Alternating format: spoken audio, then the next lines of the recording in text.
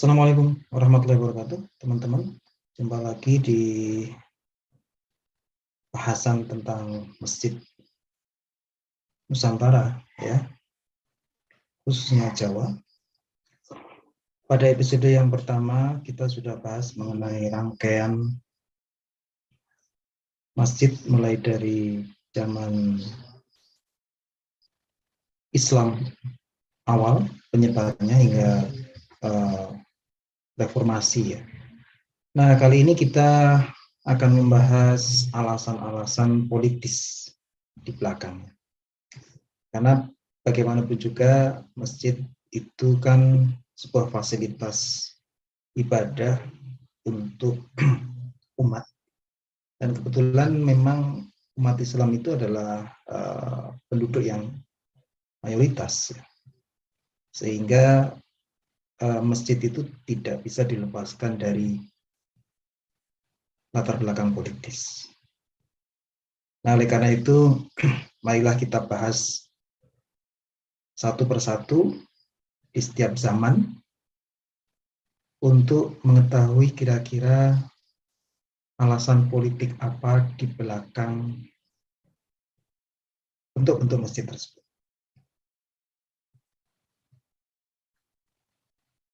Oke, ya. Yang pertama kita kembali ke Masjid Demak. Nah, kira-kira alasan politis apa Masjid Demak ini dibuat seperti ini? Banyak pakar mengatakan bahwa Masjid Jawa ini adalah hasil adopsi dari bangunan-bangunan peribadatan sebelumnya. Di Demak kita melihat atap tumpang 3 ini, ya kan? Di Kudus itu kita juga menemukan masjid yang hampir sama, namun ada satu tambahan. Di situ ada Menara Kudus yang mirip seperti Balai Kulkul di pojokan fasilitas peribadatan umat Hindu Bali. Nah, masjid dengan atap tumpang ini memang tidak bisa dipisahkan dengan adaptasi dari para wali dulu untuk menggunakan bangunan-bangunan yang bisa dipakai. Jadi kita punya 2 masjid, ya, di masa awal ini, yaitu Masjid Ampel tahun 1421 dan Masjid Demak tahun 1479. Ampel itu atapnya tidak 3 tapi 2. Nah, masjid ini lebih tua dari Masjid Demak. Dan memang ketika kita lihat sekilas sangat mirip dengan fasilitas Wantilan yang ada di Bali. Wantilan itu adalah tempat untuk bersabung ayam, ya, antara lain pada pokoknya. Nah, tempat bersabung ayam atau wantilan itu balai begitu, kemudian atapnya bersusun, ya, sebagian besar itu, dan rata-rata 2, walaupun mungkin ada yang lebih dari itu, tapi wantilan itu punya atap yang bersusun. Nah, ini nampaknya diadopsi langsung oleh Sunan Ampel pada Masjid Ampel ini. Dan lalu kemudian dikembangkan pada saat mendirikan masjid yang lebih formal, karena ini adalah Masjid Demak punyanya Kesultanan Demak, Bintoro, sehingga atap tumpang susunnya ditambah. Dari beberapa bukti artefak yang ada di dinding-dinding candi, itu kita menemui bahwa pura dengan atap yang bertumpuk-tumpuk itu hampir selalu dibarengi dengan adanya bangunan yang besar di sebelahnya atau memanjang begitu sebagai tempat untuk melakukan aktivitas ritual oleh umat Hindu. Nah, sehingga politiknya adalah bahwa wali-wali itu kita kenal bagaimana cara mereka menyiarkan agama Islam dengan cara yang tidak frontal atau cara halus melalui kebudayaan, adat istiadat, dan seterusnya. Sunan Kudus menganjurkan warganya untuk tidak memakan daging sapi misalnya. Walaupun di dalam Islam tidak ada larangan memakan daging sapi, tetapi beliau menyarankan warganya agar menghormati orang-orang Hindu. Nah, itu tentu juga dilakukan pada penggunaan bangunan-bangunan yang sudah ada. Jadi wantilan itu dikembangkan, bukan berarti menggunakan wantilan secara langsung ya dalam hal ini, tapi inspirasi itu jelas kelihatan dalam atap susun yang digunakan, baik itu dari pura, ya pura kan atap susunnya kan bahkan banyak ya. Tapi kan pura itu tidak bangunan yang bisa ditempati di dalamnya, apalagi dengan jumlah orang yang banyak. Ada perbedaan di sana, sehingga tumpangnya ini tidak banyak, tapi menurut pendapat dari berbagai pakar itu sekitar 2 hingga 5 untuk bangunan masjid. Jadi politiknya adalah politik sinkronisasi untuk mengambil simpati masyarakat yang sudah terbiasa menggunakan bentuk-bentuk atap itu. Hanya sedikit diubah saja. Sepanjang sejarah kita juga mengenal adopsi dan adaptasi berbagai hal ya, termasuk gending-gending, wayang, dan seterusnya. Wali Songo Sunan Kalijogo itu menciptakan wayang kulit tentu saja tidak dari nol, tapi dari penyempurnaan budaya yang sudah ada. Wayang itu menurut Islam kan tidak boleh menggambarkan bentuk tubuh secara langsung, bentuk makhluk manusia secara langsung, sehingga wayang kulit versi Wali Songo atau Sunan Kalijogo itu dirubah, diadaptasi bentuknya menjadi bentuk-bentuk figur yang tidak mirip dengan manusia ya, tapi seperti bentuk yang aneh, ada tangannya yang panjang sampai kaki gitu. Lalu kemudian badannya kecil tapi pundaknya panjang gitu. Jadi itu bukan bentuk dari manusia secara langsung. Nah, ini adalah salah satu contoh bagaimana adaptasi dan adopsi itu dilakukan. Ini untuk masjid lama. Politiknya adalah politik sinkronisasi untuk mengambil simpati agar mereka masuk Islam dengan sukarela. Selanjutnya, ini juga menarik.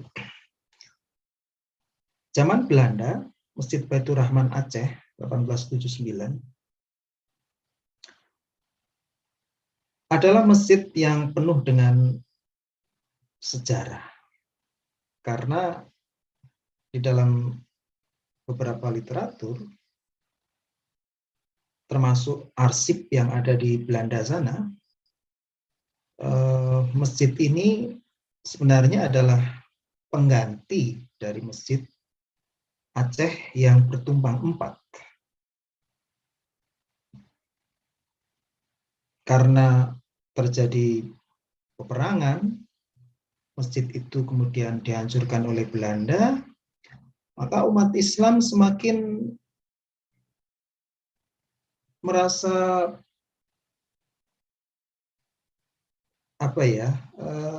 terperangi begitu oleh Belanda. Sehingga politik frontal itu tentu saja tidak menguntungkan buat mereka pada waktu itu. Karena bagaimanapun juga mereka membutuhkan rakyat Aceh. Nah, politik sebagai politik balas budi itu, mereka memberikan Masjid Baitur Rahman. Dulunya cuman yang ada di tengah itu ya. Yang di samping itu adalah tambahan. Tapi awalnya adalah satu kubah. Nah, bentuk kubah bawang yang diimpor dari India, Mughal itu tidak langsung diterima oleh rakyat Aceh. Karena mereka merasa bahwa ini sangat aneh, masjid kok seperti itu. Karena mereka, Belanda juga membangun beberapa bangunan juga untuk mereka sendiri dan juga untuk aktivitas keagamaan yang lain ya. Dalam hal ini adalah Kristen, agama orang-orang Belanda. Juga menggunakan elemen yang hampir sama gitu. Sehingga tentu saja ini mendapatkan penolakan dari rakyat Aceh.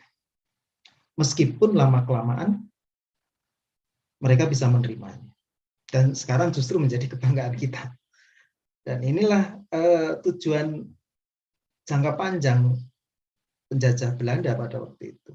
Dia sadar bahwa orang Aceh itu nggak terbiasa dengan masjid kubah seperti ini. Tapi politik strateginya mengatakan bahwa oke lah kita kasih masjid yang baru bentuknya aneh gitu, sehingga ini justru akan menguntungkan buat Belanda. Ya kan? Di satu sisi dia akan mudah memilahkan orang-orang yang bisa diatur dengan orang-orang yang tidak bisa diatur gitu. Atau katakanlah orang-orang moderat begitu. Itu mereka mau menggunakan ini lambat laun. Tapi orang-orang yang fundamentalis itu dengan sendirinya dia tidak mau. Nah, ini kan sebuah upaya sekularisme sebenarnya, memisahkan kehidupan masjid sedemikian rupa sehingga nilai-nilai fundamentalisnya menjadi terreduksi gitu ya, dan memilah jamaah sehingga jelas siapa yang akan diperangi dan siapa yang tidak diperangi, karena mereka butuh rakyat, sehingga memerangi yang betul-betul tidak berguna bagi mereka itu lebih memudahkan. Nah, itulah kenapa arsitektur India Mughal ini dibawa atau dipakai oleh Belanda untuk orang-orang Aceh. Karena kita ketahui bahwa perjuangan rakyat Aceh itu luar biasa. Sampai Belanda kan mendatangkan Snokhorgrnya, ya kan, ahli orientalis, ahli Islam.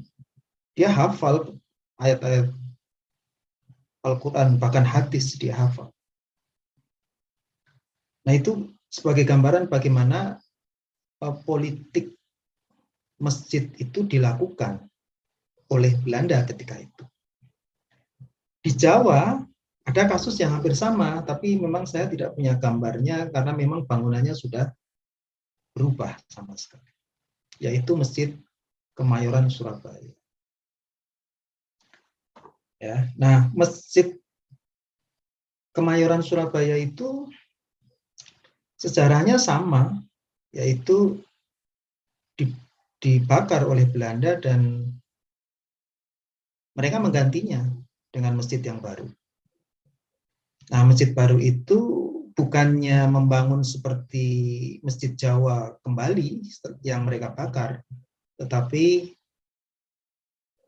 dengan arsitektur yang bentuknya seperti pagoda. Arsitektur pagoda. Jadi ini apa? Ini apa-apaan ini? Mereka membuat masjid untuk orang Jawa di Surabaya, tetapi menggunakan arsitektur pagoda ala Cina. Ya, kita ketahui bahwa rute perdagangan India atau Asia Barat menuju Cina itu memang melalui Selat Malaka dan pantai utara Jawa ya, sebagai tempat persinggahan. Ketika di Aceh mereka mengimpor gayanya dari India, di Jawa mereka mengimpor gaya masjidnya dari Cina. Tapi sekarang sudah nggak ada bekasnya ya, karena sudah diganti dengan kubah warna hijau buatan orang kita sendiri setelah kemerdekaan. Karena orang kita nggak suka nampaknya masjid dengan atap pagoda itu ya. Nah, itu adalah Masjid Kemayoran Surabaya. Politiknya adalah politik Belanda, ya, seperti yang sudah kita sampaikan tadi, untuk memilah dan membuat umat Islam lebih moderat dan orang-orang yang fundamentalis tersingkirkan sehingga mereka mudah memerangi. Zaman kemerdekaan, Pak Karno, Bung Karno itu sosok yang luar biasa. Presiden pertama kita itu sosok yang luar biasa. Visinya adalah membawa bangsa kita ini menuju kemajuan yang setara dengan bangsa-bangsa lain. Oleh karena itu kita mengenal ya proyek mercusuar beliau membangun fasilitas-fasilitas yang mega project, antara lain adalah Istiqlal ini, termasuk di dalamnya ada Monas, Monumen Nasional, dan juga Hotel Indonesia.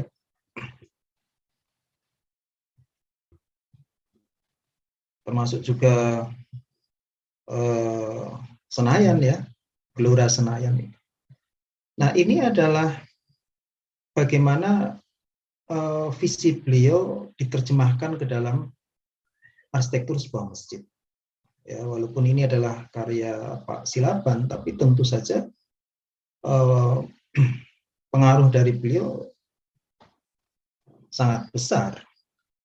Dan beliau tidak ingin membuat masjid ala Turki. Beliau sendiri mengatakan bahwa saya sudah berkunjung ke Turki, saya sudah berkunjung ke Pakistan, ke Lahore, saya sudah berkunjung ke Kairo, melihat masjid-masjid yang luar biasa. Tetapi saya ingin membuat masjid yang lain daripada yang lain, agar dikenal dunia. Jadilah ini Masjid Istiqlal. Setelah ini ada masjid kecil di ITB ya, Masjid Salman itu yang dibangun sekitar tahun 60-an 3 gitu. Ini Istiqlal adalah tahun 61. Nah, memang beberapa tulisan mengatakan Salman itu juga atas masukan dari Bung Karno. Ada beberapa tulisan juga mengatakan bahwa zaman beliau kuliah di Bandung, cita-cita membuat masjid yang bergaya modern internasional itu sudah pernah digagas, tapi baru kesampaian setelah beliau menjadi presiden. Nah, itu politisnya apa di belakang? Politisnya adalah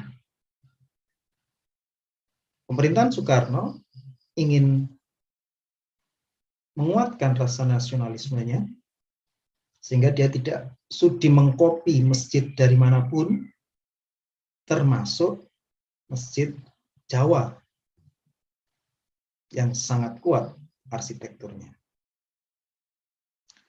Nah, alasan yang lain adalah dengan membuat bentuk yang sama sekali beda ini, nampaknya hampir mirip-mirip dengan cara Belanda. Ketika Belanda memberikan masjid berkubah bawang orang-orang Aceh dan memberikan masjid beratap pagoda orang-orang Surabaya, itu sebenarnya hampir tidak berbeda dengan Pak Karno yang memberikan Masjid Istiqlal dengan bentuk modern sama sekali kepada kita. Tapi tentu alasan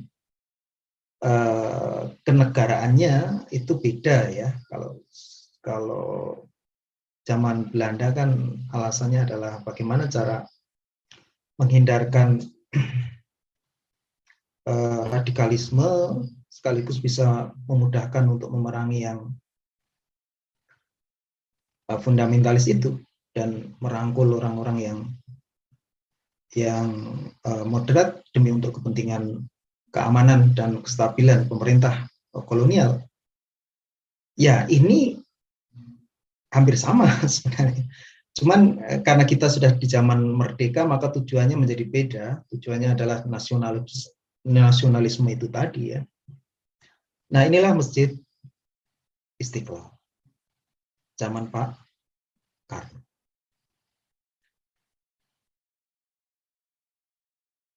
Nah, setelah Soeharto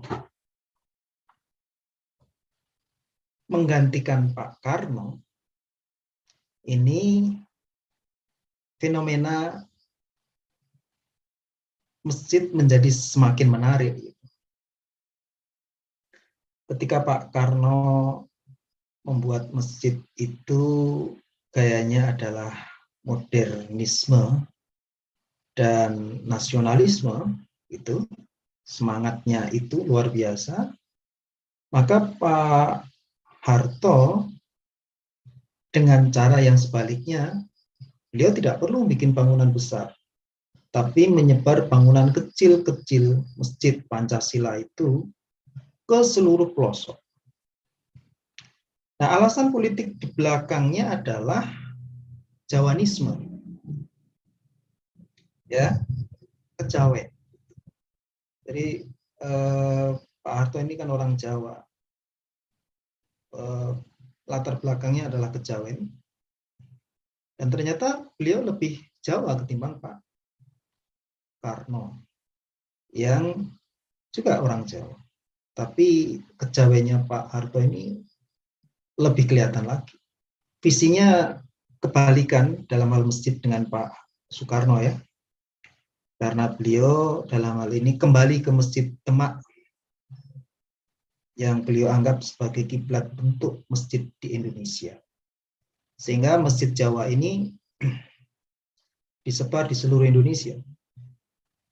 Tidak hanya di Jawa. Jumlah 999 masjid disebar dengan nilai karakter Jawa yang sangat kuat. Ini sama dengan karakter kepemimpinan beliau yang Jawa sentris gitu.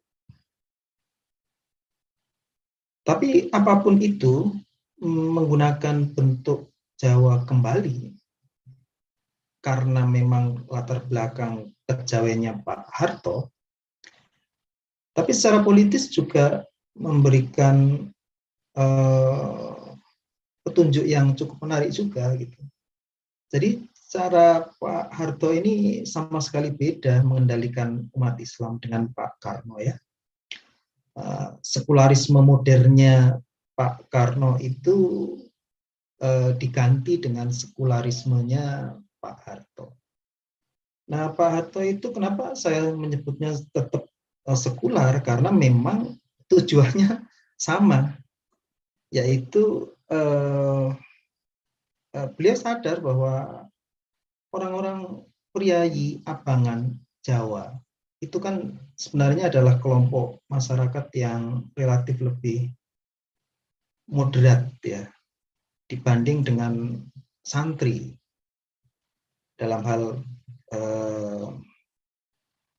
radikalismenya gitu kan, sehingga beliau mensosialisasikan priayi Jawa ini dan moderat Islamnya itu agar stabilitas nasional itu bisa dicapai.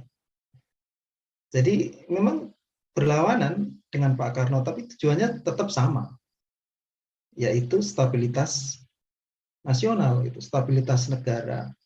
Karena jangan lupa bahwa umat Islam sekali lagi adalah umat yang dominan, sehingga mengendalikan umat dominan ini menjadi tujuan utama agar stabilitas negara juga bisa dikendalikan. Itu tujuan politisnya. Walaupun caranya beda, tapi tujuannya sama. Nah, ini menariknya. Dari era Soekarno menuju era Soeharto.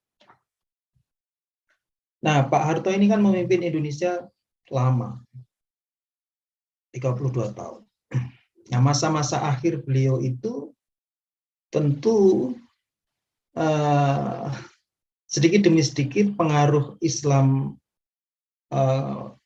kemurnian Islam itu, purifikasi ya, itu tetap masuk. Tapi Pak Harto sendiri bilang dalam sebuah seminar di Jakarta dan Jogja, di Aga Khan Award ya, seminar yang luar biasa dihadiri oleh tokoh-tokoh arsitek luar biasa pada waktu itu. Beliau sendiri mengatakan bahwa arsitektur itu harus toleran pada akhirnya. Harus bisa mengadopsi banyak hal, termasuk banyak faham. Nah, inilah yang beliau maksud. Masjid di akhir kepemimpinan beliau itu di Indonesia, terutama di Jawa, itu sudah bercampur antara arsitektur Jawa dan arsitektur Mediteran. Middle East maksud saya. Jadi kita bisa melihat ada atap tajuk yang atasnya menggunakan kupluk atau topi haji berwarna putih, kopiah putih. Sebuah percampuran arsitektur di era akhir kepemimpinan Pak Harto. Mau tidak mau seperti itu. Dan ini MA Masjid Agung Jawa Tengah ini, MAJT, adalah representasi dari apa ya, masjid-masjid lain yang jauh lebih banyak yang tersebar di kampung-kampung, di dusun-dusun. Kita tahun 10 tahunan yang lalu sekarang mungkin sudah agak jarang ya. Masih sering menjumpai masjid dengan atap tajuk tetapi atasnya menggunakan kubah aluminium. Ya kan? Nah, itu adalah representasi dari perpaduan itu di masa-masa akhir pemerintahan Pak Harto. Dan puncaknya ada di Masjid Agung Jawa Tengah ini. Jadi Masjid Agung Jawa Tengah ini tidak beda dengan masjid-masjid di kampung yang atapnya menggunakan atap tajuk, tapi di pucuknya menggunakan kubah aluminium. Nampaknya saya harus memutus sesi ini, teman-teman sekalian, karena cukup panjang kalau kita ceritakan ya. Sehingga nanti kita sambung lagi pada sesi berikutnya. Wabillahi taufiq wal hidayah. Assalamualaikum warahmatullahi wabarakatuh.